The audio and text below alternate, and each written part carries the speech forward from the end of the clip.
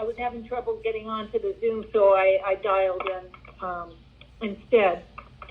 But when I read the exam and it says what the SWOT, what does that stand for, SWOT? Good question. So does anyone know the answer to that question? Yeah, it's SWOT analysis: strengths, weaknesses, opportunities, threats. That's correct. So I think the most important, go ahead. Could you please repeat that? Yeah, I'll try. Maybe, Alissa, if you send it without accent, it's going to be easier to understand. Of course. So SWOT stands for strengths, weaknesses, opportunities, and threats. So the important concept within a SWOT analysis, as it relates to this midterm, is really being able to think through what are the strengths and weaknesses of an approach. Thank you.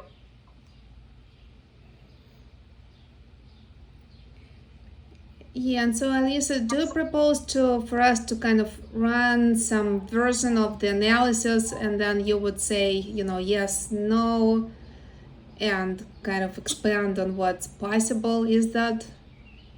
Yeah, I mean, I'm happy to do whatever is most helpful to you. So I think if folks have questions, I'm happy to start with those questions. If not, we can sort of talk through the big topics that were identified in this practice midterm. Yeah, so maybe we'll start with the SWOT analysis. I frankly, I didn't have time to do it. We can do it on the go, or maybe you highlight some of the key points you think need to be highlighted. Yeah, so as I think about this, I don't know that me walking through this case is really going to be what's most helpful to you as you think about the midterm. What I would say is that if you are able to effectively answer all of the questions in this practice midterm, you will be fine for the midterm. So I wonder if it makes sense to start by just talking through, as you look at the questions from the practice exam, what are the big topics that you all saw popping up? So we already heard SWOT analysis as one. So I guess the SWOT analysis, how would you approach this in terms of 3 C's, or what are some of the key, I guess, features we're supposed to hit in the SWOT analysis? Yeah, so it really depends on the nature of the case, but with the SWOT analysis, understanding how to analyze, how to identify the strengths and the weaknesses, and then being able to support what you are proposing are the strengths and weaknesses is really the sort of key piece of this. Because at the end of the day, if you want to do well in this, there's sort of 2 things you need to do. One is you need to answer every question. And the second is that you need to support your answers. Now, if you want to do really well, the way that you can bring it to the next level is ensure that your support is logical and compelling. But if you answer every question and you explain why that was your answer, this is not a right, wrong kind of analysis. There is going to be a case, just like this Dove case, where it's complex. There were decisions that were made. There are different strategies that could have been employed. There are various competitors. There's different positioning and segmentation. And there were people just like us who had to make some choices about how to market this product and how to build this brand. And what you are being asked to do in this case, and what you will be asked to do on the real midterm as well, is use the knowledge from the course, make sure you're hitting on those, the exam will hit on all of the big topics, to be able to support your reflection on the case. And so when you're coming up with strengths and weaknesses, you've started naming things like the 3 C's, great. 3 C's, when you put together, so everyone's allowed to have a 1-pager back and front. I don't know that you need a full 1-page back and front, but as you think about what you want to put on there, I would recommend going through all of the frameworks and put down some of the terminology, put down some of the frameworks so that when you are supporting your responses, you're able to do that with the language and the concepts that were taught in the course, as opposed to just being a smart person who can read a case and have some opinions about it. So this is Gerald, and then pardon me if I'm missing something because I don't have my notes right in front of me. Thinking about the responses to the questions for the Dove case, for instance, we have a question that's asking us to provide strength that they had, in the early 1930s, I believe that's the date, but pre-2000s. So I would ideally want to, work my points through the frameworks, like triple C's, the segmentation, and things like that. So if I start my conversation saying, hey, this business is in the healthcare industry, they had, some sort of sign off from the pediatricians, to sort of back up their product and, how health, some sort of positive attribute that it has on the health basis. It kind of provides, I think it's hydrates the skin, things like that. If I go with those points, should I tie them one for one, or I just use bullet point? Because this is just me trying to script out how to go around the presentation itself. Should I just go with bullet points to say those different attributes that I saw in the case study versus what the product and my ordinary knowledge of Dove, so say a question around in the 2000s, because I don't have an ordinary knowledge of what Dove has in pre-2000s, for example. But in the 2000s, for instance, I think I have quite some generic information. I think I can use those just bullet points. Do you think that that's what? So you just froze, Gerald, but I'm going to assume that you can still hear us. And there's a couple questions that I'm hearing embedded in what you just shared. One is around the formatting of the responses. So what I would say is Adam and I want to give you all the points that you earned. We're not looking to dock points. We're looking for hey, give it to me if you got it, if you know your stuff, great. That's we want to celebrate that. So when you are responding to the questions, I wouldn't go into some long narrative pulling from external sources. I would say in the Dove case, for example, question 1 was conduct a SWOT analysis for Dove, briefly describe its strengths and weaknesses, and the opportunities and threats that face the brand. I would write question 1, and then I would, in paragraph form, or if you're more comfortable with bullets and you feel like you can, as long as you're thorough, that's what matters, I would make sure that you are listing out the strengths, the weaknesses, the opportunities, and the threats. And then it says, based on this SWOT analysis and your understanding of the company, its competitors, and its customers, what is Dove's value proposition? So I would then have another paragraph or another section where you say, Dove's value proposition is X. This is based off of, and then I would describe your understanding of the company. I would share information on the competitors. Again, this is your opportunity to bring in some of those frameworks and some of that language from the class. I would address the customers. And so if you basically take the exam as a checklist, then you go through, you check off every single thing that it's being asked for. And if you are answering that and you're answering it with the concepts and frameworks from the class, you're golden. That's all there is to it. All that Adam wants to see is that you're able to take what's the concepts and frameworks that have been covered in the class and apply it to an unfamiliar situation. Got it. Okay. Okay, but we can't cover an example of this on this call, right? It's not. We were hoping, I guess, and I can speak for everyone on the call, that we could go through the specific Dove case study, and you would just kind of talk with us through how you would do it. But I guess it's not how you intend to do this session, right?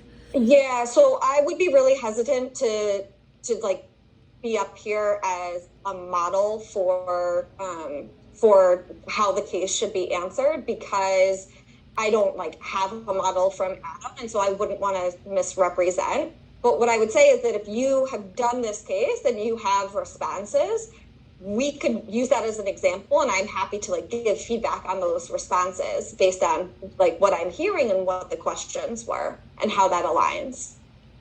I see. Okay. Well, I for sure don't have it. I don't know if anybody had time to do it. Alissa, is that, do you it sounds like you're saying you don't have a solution for the case? So there's no model solution for the Dove case. Do you have a solution, similar solution for other cases as well? I just want to get a taste of, what the answer would be like. No, I get it. Listen, I was in your seat last year. I get it. Like, you all are spending your time at 8:00 on a work night because you want to do well on this. But I would even say, like, the concept of like a solution to the case, it's not like that. There's not a right or wrong answer. And if you put together a one-pager with language and like terminology and frameworks from the case, so maybe that would be like, hint, hint, a good place for us to start talking. And you make sure that you've covered all of the like major topics, then you're set. So you guys have been in the driver's seat and you're like looking for something that I'm not giving you. So let me instead give you something that I think is valuable that you may not be looking for. Let's start there instead. Okay. So, and then I'm, again, like, I want this to be valuable for you, so I'm happy to pivot back to your questions. I just don't want to like frustrate you. Yeah, unless somebody actually has it, because I don't, but maybe Gerald or somebody else has a draft we could go through. Well, all we can is walk through the major frameworks. I don't know for everyone. Like with the SWOT, that's helpful. Maybe there's other frameworks that we can walk through together. So there's a lot of folks on the call now. So I'm gonna try and do you all a favor, and I'm gonna try and drive for a minute, and then I will stay on. I promise. If there are questions that remain unanswered, my goal is not to leave you hanging. And again, I will schedule more time if you all need it. But I don't think you will. I think you're going to do just fine. So if you don't have the practice case exam in front of you, pull it up. Not the Dove case, but like literally the one page that says the 2 questions that it's asking. Mm-hmm. Pull that up. Yeah. So look at this document and tell me, like, what are the big topics from class that you see covered in this case? So far, we've talked about SWOT. That is one.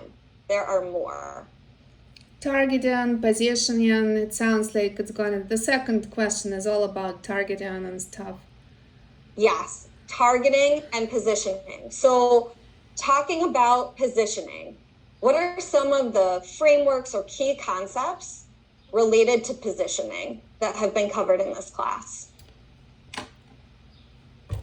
What is positioning? Let's start here. What is positioning? I guess that's the most difficult piece for me. My thought around positioning is,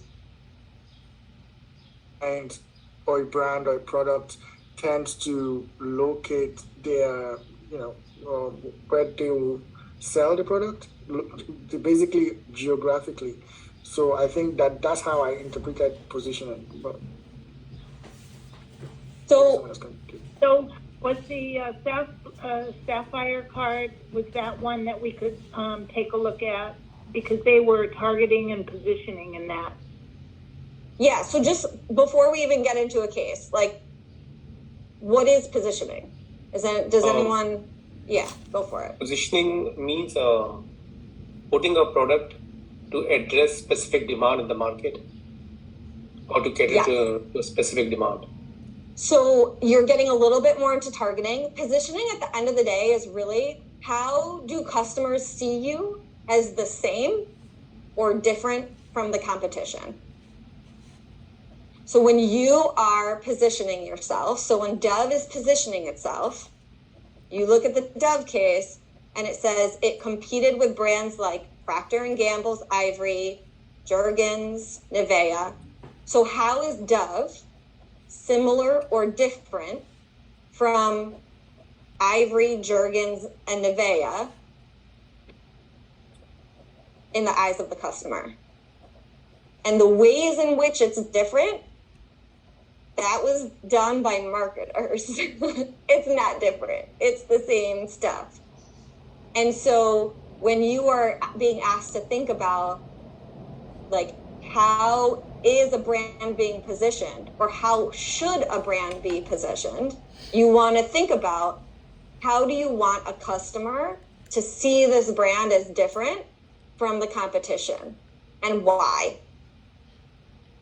So my confusion again is, there's a question that clearly says, what does Dove offer its customers that the competitors do not?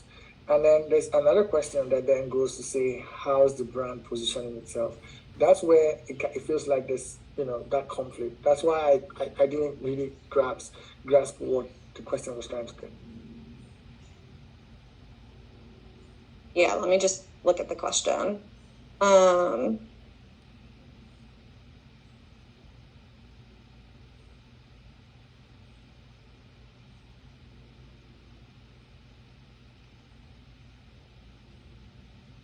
Sorry, can you put the conflict is? So I think the question, it's on question 2. I have a note here, so I don't have the actual thing, and I'm still driving. So my note says here, there is a question that says, what does Dove offer its customers that the competitors do not? Does anyone have the document? Do you guys see? And then another question that talks about the strategy between 1950 and 1960 then says how the brand positions itself. So one person is asking how the brand positions itself. Okay. I think, Gerald, what Yes. you're saying is question number 1. It's not 2. Yes, Yeah. I see what you're talking about now. So the first question was under an analysis of its current strengths and weaknesses. The second question was under its history. So it's not that it's a different concept, it's that it's asking for different points in time. Yeah. Got it. Thank you. Yeah. I'm gonna just I'm gonna switch my internet for just 1 second, because I feel like we're breaking up just a little bit, and in case it's my fault, I just want to do that. So it's gonna freeze for just a moment, but then I'll be right back on.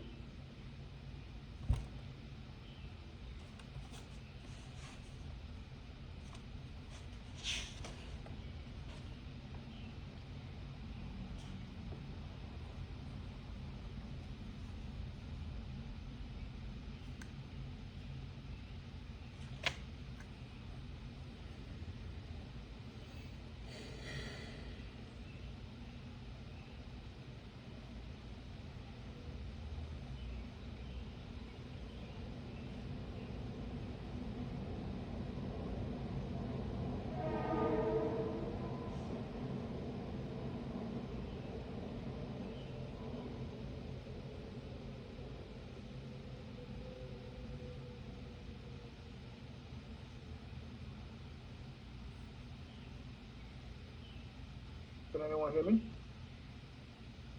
Yes. Yeah, we can So I hear think- you. Yeah, sorry about that. And we can hear you too. Yes.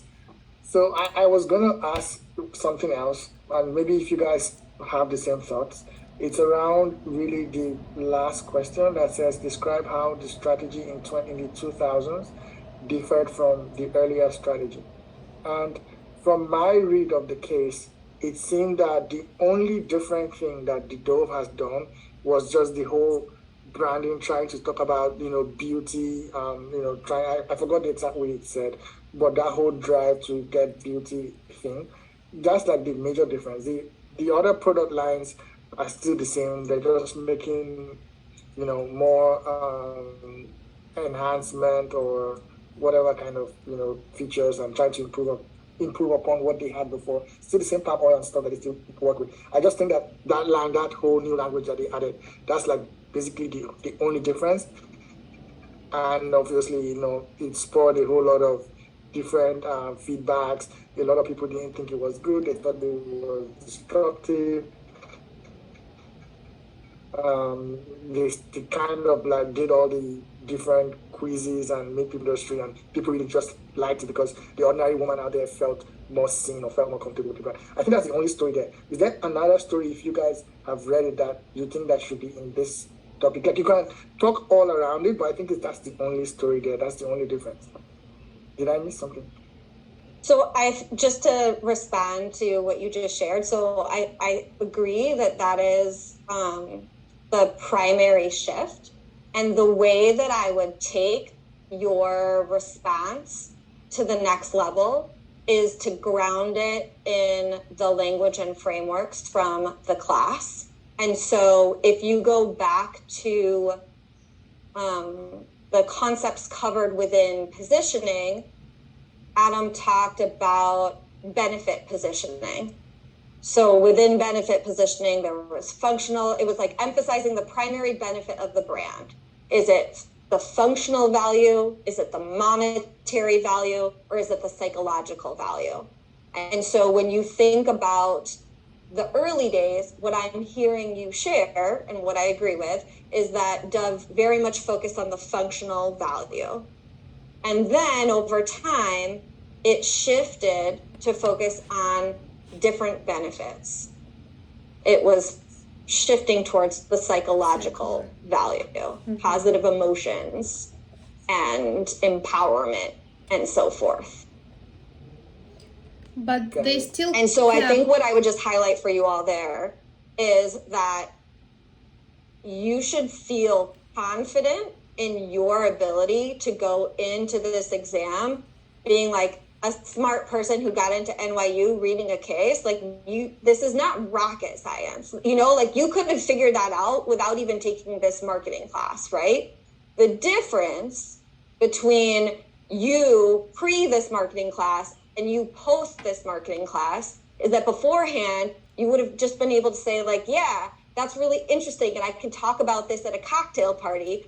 And now you're able to say, there is a concept called positioning. And what they've done is they have strategically shifted their positioning from a focus on functional value to psychological value. And so I would just encourage you to not just go into this exam as like the smart person that you are, but also go into this exam armed with the language and frameworks that you gained from this class. Got it. I think that's the real missing piece that I've had all this time. I just didn't think, I was just trying to be a smart person, trying to interpret it. But I think trying to put it into those buckets of those different frameworks is really the magic. I think that's really. And the truth is, like this should not be hard because you're already the smart person. And so if what you need is the frameworks and the language, and you have a one-page piece of paper that you can put the frameworks and the language on, you just put them together when you come into the room and you're done. Yeah. Easier. So you can all take a deep breath. Like, you're all going to do fine on this as long as you put together a strong one-pager, to be honest. Yeah, we don't even need 3 hours for this. I think it's like really 30-minute type of exercise. I'm joking. Yeah, I mean, when I did this, some people were, there was one person who was done in 30 minutes. And then there were people who took the full 3 hours and 15 minutes. And so I think it depends a little bit on like your working style, your writing style, and so forth. But you do not have to take the full time if you don't need it. So what I want to make sure we do so that you all are like armed with the information you need to go into this exam is make sure that we are aligned on what those big topics are, that you need to know what the frameworks are, and you need to know what the language is. So far we've covered two of them. No, maybe three. So SWOT analysis, we started talking about positioning. And then Irina, I think that before we dug into positioning, you also started talking about targeting. Yeah, because we first do targeting, right? And then positioning. Is that the right order of thinking about it, or are those completely independent? It honestly, I mean, so it for the purposes of this, it doesn't matter. Okay, So for targeting, what you really want to be thinking about is who is the customer that you are targeting. And because you are going to be, I wouldn't just sit down, look at the first question, answer the first question, and move to the next question. Not that any of you are planning on doing this, but the reason I say that the targeting and positioning order doesn't matter is that you're going to be thinking about all of this all at the same time. So like come in, read the full exam, understand what are all of the concepts that you're going to have to cover, then read the case, because then you can read the case strategically. You don't need to pay attention to every single detail. There's going to be some history in there that doesn't matter, like there always is. These cases are used for so many different purposes. So know what you need to get out of the case. When you go into the case, go in and find the information that you need. And if you're coming up with positioning or targeting, or you're being asked to analyze decisions that were made about positioning and targeting, you're going to end up thinking about those together. I'm just looking at my notes. Okay, so SWOT, positioning, targeting, anything else? Yeah, so look at the practice exam. What other topics do you see covered in the questions that were raised?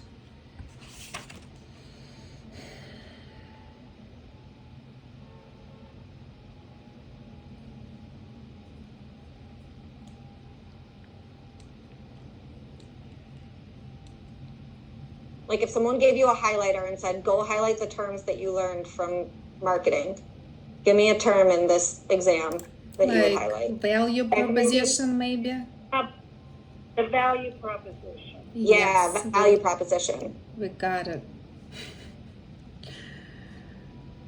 So you should be ready to be able to, just like you were asked to do in this exam, you should be ready to write a positioning statement, which includes value proposition. So you need to understand what value proposition is, and you need to be able to include that. You need to be able to integrate that into a positioning statement. So again, like if you are able to go and do everything that is in this practice exam, you'll be able to do what you need to do for the midterm.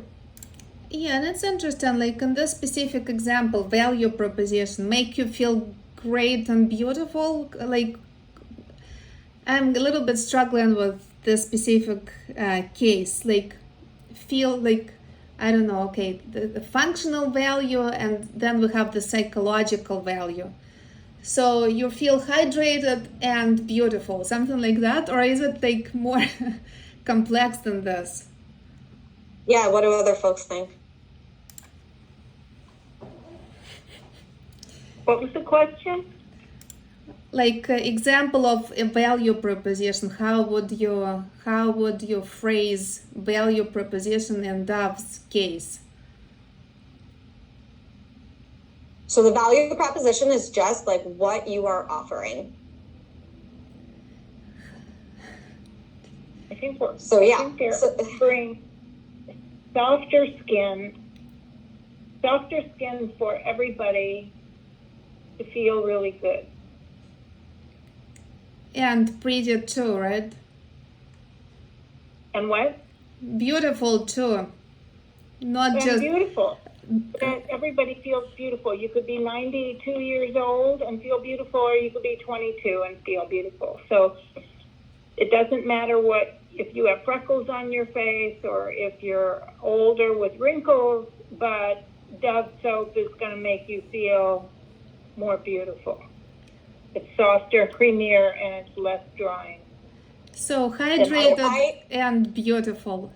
To summarize. So the only thing that I would add on is that you all are when we discussed this case, we started talking about how they really shifted to psychological value, and now when you're talking about the value proposition, there's a little bit of feedback. There we go.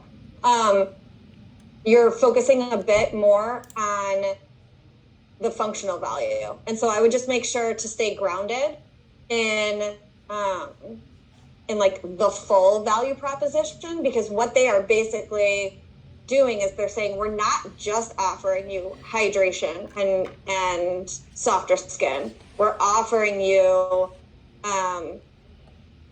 beauty inside and out. We're offering you empowerment. We're offering you being part of a community of women that supports one another, etc.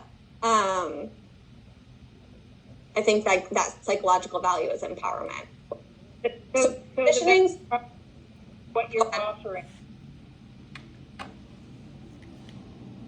Yeah, Karen, you're breaking up a little bit. It's hard to hear you. I'm sorry, the value proposition is what you're offering, what you're offering to the potential customer. that's correct. And the value proposition is a piece of the positioning statement. So if you go back to your notes or you go back to the slides, a positioning statement is for target market, brand X is the brand of reference class, that value proposition, because evidence for value. This is like a plug-in sentence. Could you repeat that? I'm sorry. Yeah, why don't I go ahead and just like put it in the chat? But this is like straight from slides. So you also, I'd recommend like digging back in, given like the importance of positioning. I'd recommend digging back into this concept. And then Adam defines like target market is who you're talking to. Reference class is who you compete against. Value proposition is what you're offering. And evidence of value is showing you can actually offer it. And so one of the examples he had given in class was for Amazon. So Amazon's positioning statement, for example, is for worldwide web users who enjoy books, Amazon.com is a retail bookseller that provides instant access to over 1.1 million books. Unlike traditional book retailers, Amazon.com provides a combination of extraordinary convenience, low prices, and comprehensive selection. And so I'm going to put that in the chat too. And then just look at those side by side. Because you read that and it sounds really complex. How do I write a positioning statement? But he's given you the formula. And so put the formula on your one pager, and then you just have to plug it in when you get a case. Yeah, that's super helpful. Thank you. Mm-hmm. Thank you. Yeah, and I would just say like that strategy for each of these topics, just you can set yourself up for success. So you want to do that. We talked about saying SWOT in here. We talked about positioning. We talked about targeting. We talked about value proposition. And like, I think the 3 C's is sort of within that. There's one other big one that I want to make sure we're not overlooking. In question 2, there's one more big concept.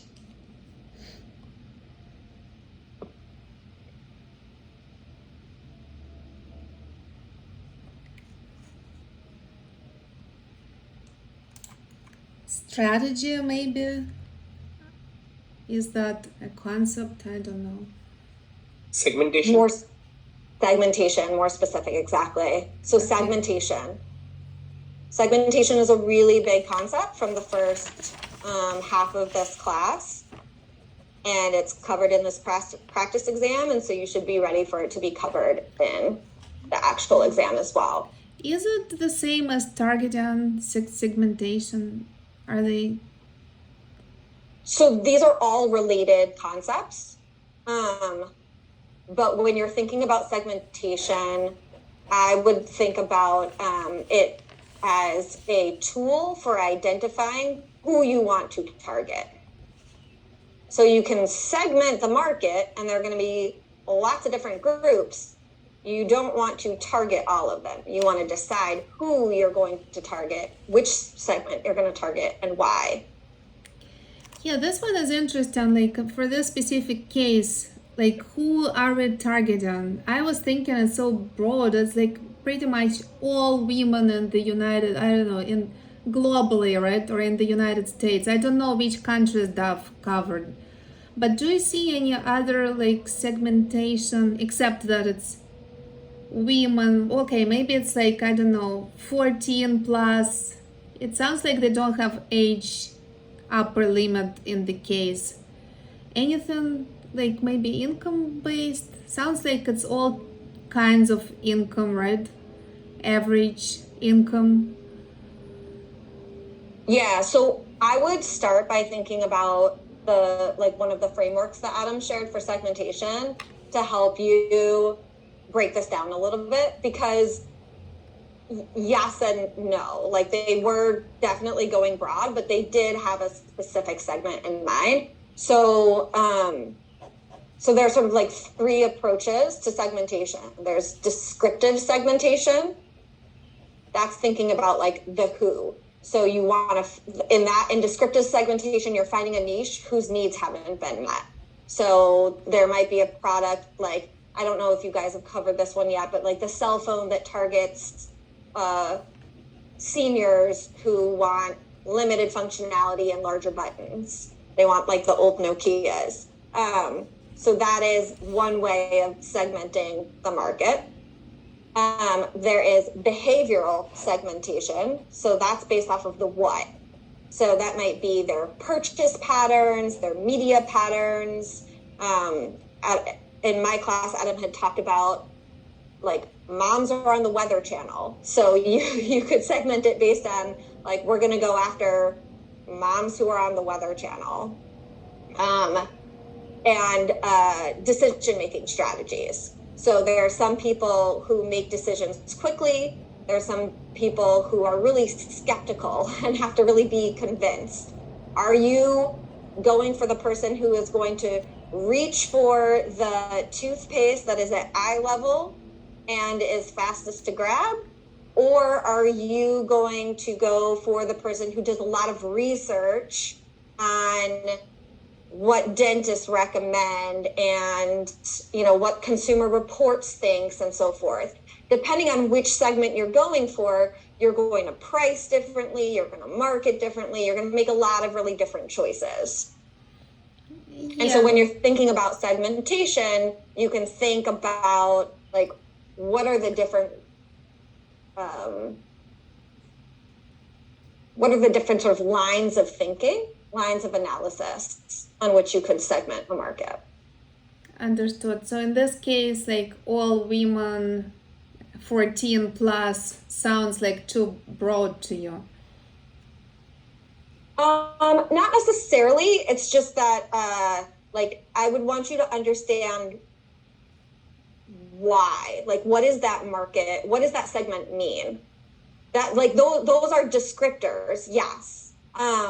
But is it that there is a group of people that have a need that hasn't been met? Is it that there's a group of people that are all like looking at the same billboards, or who are all this or that? Or is there the last one that we didn't get to yet, is benefit segmentation? So identifying homogeneous groups of consumers with respect to needs for specific product benefits or purchasing behavior. And so I think that this is benefit segmentation, where you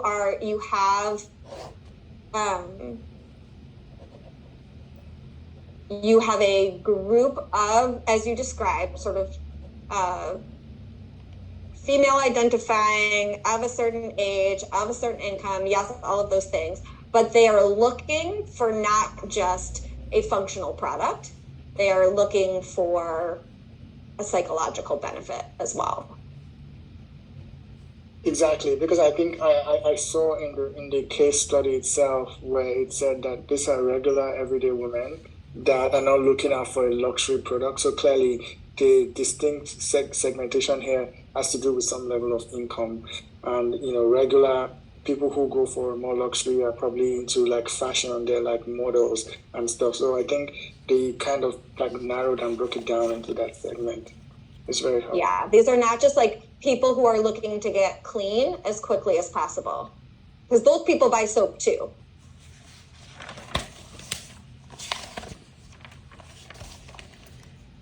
Yeah, we can also say it's not guys. Obviously. those would fall Yeah. under Every that. time I see a commercial that I think is stupid, I always just assume that I must not be the target market. It's pretty interesting how in marketing, it's a very gender-driven system. You find out that certain products, the marketing strategy usually goes for a particular gender. It's not, or even if it's mixed, you will see clearly that it's kind of like it allows everyone, it accommodates everyone. It's really very interesting. Yeah, so I think that's a really good point. Why do you think that is? I mean, I think it depends on what kind of products. For some products, they are more gender specific. Some products are for both genders, and they need to portray that when they're, like in their marketing campaign, in their strategy, so that those people can feel included, I guess. Just like you said. If it doesn't appeal to you, then clearly you are not their target. Yeah, I mean, I think just to put a finer point on that, segmentation and targeting serves a really specific purpose in that it guides you to spend your marketing dollars in the most strategic manner possible, because you can't market to everyone. So how do you find a group that you can market to really effectively? And splitting it by gender is, in our culture, just a really easy way to cut that group in half. And makes sense for a lot of products. Not all products, but a lot of products. Would gender then be an example of segmentation then? That is, yeah. I mean, any way that you can split a group is a way that you could begin to segment a market.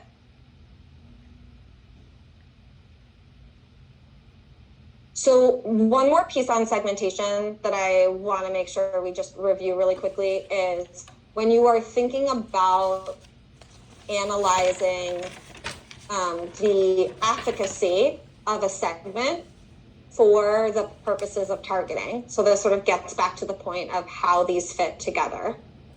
You want to make sure that the segment is large enough.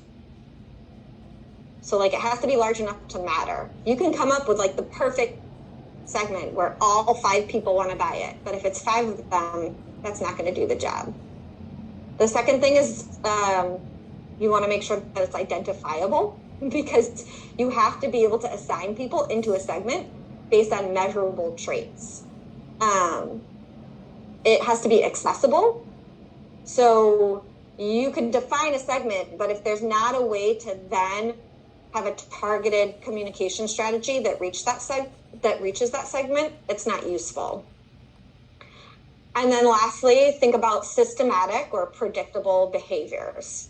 So you want a segment to respond similarly to a particular marketing mix. So if you come up with a segment and some of the people in that segment like a certain ad and some of them don't, that's not a good segment.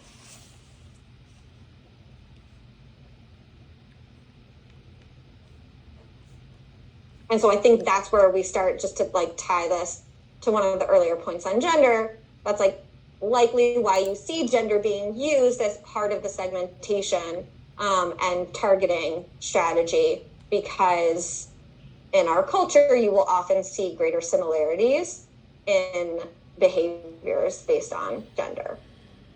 Should we evaluate this on the exam, like the efficiency of the segmentation, using those points, or it's like not relevant? If there's a question that relates to segmentation, that is one way that it can be useful to determine, like that is the framework that Adam provided for considering whether or not a segment is valuable for the purposes of targeting.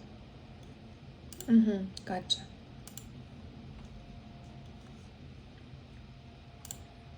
Anything else? Okay, so based on my review of the case and based on my review of the practice exam, I think that we have covered the big topics that stood out to me.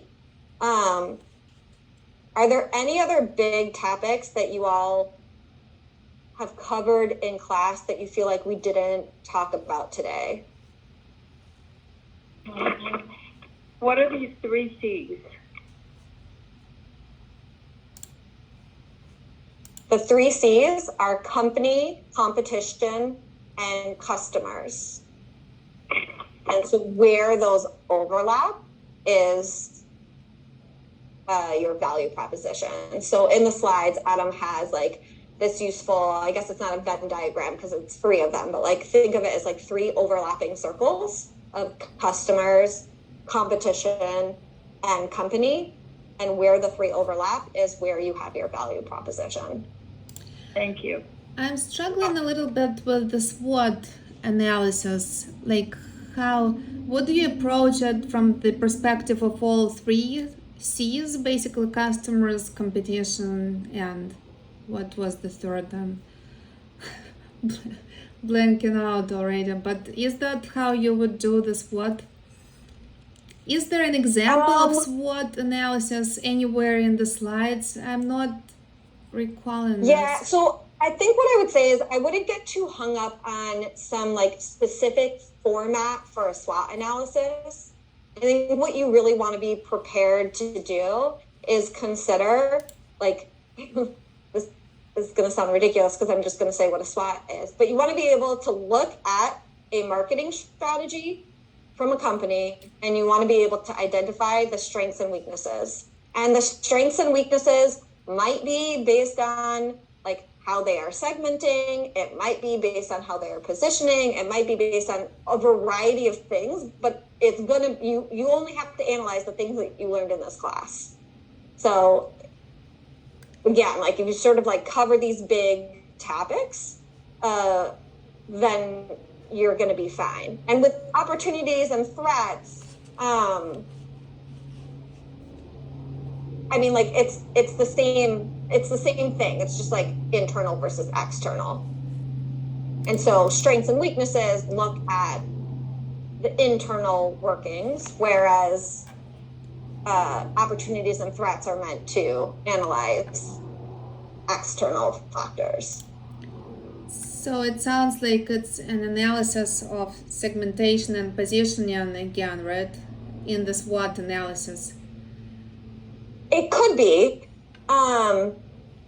You know, like I don't have, I'm trying to think, like it could be other things too. But like anything that is a concept covered in the marketing class, there are companies doing it well and there are companies doing it poorly. And Adam does like a great job of giving examples of both. And so I would just like keep that in your mind of like when you read the Dove case, what are the things they're doing well and what are the things that they're doing poorly? And then how can you put the marketing terminology and frameworks around it as you describe them?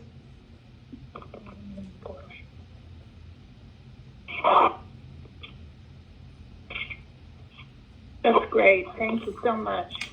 Yeah, so there's one thing I said at the beginning of the call that for those of you who joined us later, I just want to say one more time because it's really quick and easy, but super important. To do well on this exam, answer every question. Use the exam as a checklist. And if it says, like, describe strengths and weaknesses, when you've described strengths, put a check mark next to it. Once you describe weaknesses, put a check mark next to it. If you only describe strengths or you only describe weaknesses, like you will be leaving points on the table. If it says justify, you gotta justify. So really make sure that you're actually answering every question. And then to bring it to the next level, the reason that some people, you know, will finish it in 30 minutes and some people might take 3 hours is have your justifications and your support be compelling and logical. So logical is like baseline. If it doesn't make sense, like we want to give you points, but if we don't understand it, if it doesn't make sense, like we can't give points for it. And compelling, like the way to be compelling is not just to be clever. This is not just like you already got in, you know, like you're here, you're a student, you're going to graduate, you're fine. But like the way to be compelling is lean on those frameworks, lean on that language, show that you paid attention in class and that you did the readings and that you like listened and learned what he had to teach. That's all. You got it. Gotcha. Thank you. It's very helpful. Yeah, Thank you of so course. much. This is so helpful. Thank you so Yeah, much. if anyone has one-off questions, I'm happy to stay on for a few more minutes and chat with any questions. If anything comes up, feel free to reach out to me. I can schedule more time, and also like take a deep breath, put your one pager together. You'll be good. Thank you. Super Thank helpful. you. Maybe Great last night, all. question from me. Yeah. So how many words we're expecting for the, to be written for this exam? Oh, we don't care at all. Okay.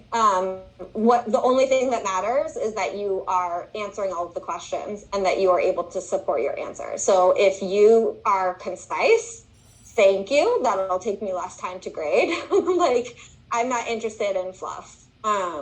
So just answer the questions and you're golden. Would you say the exam is, the format is pretty much similar to the Stowe case? Yeah, absolutely. Okay. That's his intention. His intention is for folks who are putting in the effort, they will do well. So if you go through this practice exam and you feel confident that you were able to answer every question with whatever one pager you created for yourself, then you're going to be fine. And if as you're practicing the exam, you find like, oh, I wish that I knew, like, I wish I could remember what the 3 C's were, or I wish I had like a sample target, like a positioning statement in front of me or something like that, then that's a great opportunity to be like, great, not too late. I'm going to go add that to my one pager. Great, thank you. Yeah. Thank you so much. Thank you. This was super Yeah. helpful. Thank you very much. Yeah. Okay. Have a Thank good you. evening. See y'all Saturday. Yeah, night. you Thank too. you. Thank you. Bye. Bye.